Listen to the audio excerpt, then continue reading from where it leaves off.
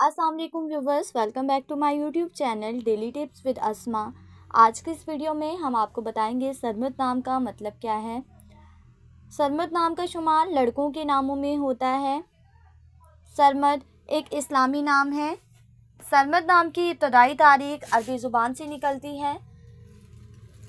सरमद नाम के अफराद के लिए खुशकिस्मत नंबर 6 माना जाता है। माहिरीन के मुताबिक सरमद नाम के लड़के बहुत रहमदिल होते हैं।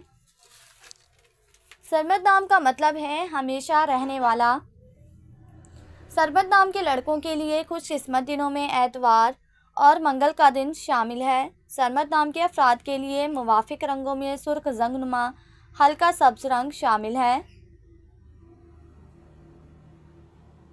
सरमद नाम के अफराद के लिए मुवाफिक पत्थरों में पुखराज पत्थर शामिल है। खुशकिस्मती वाली धातों में हिंसों के हिसाब से तांबा शामिल है।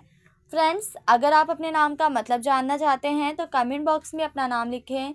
इंशाल्लाह हम आपके नाम की वीडियो ज़रूर बनाएंगे। Thanks for watching. अल्लाह हाफिज़।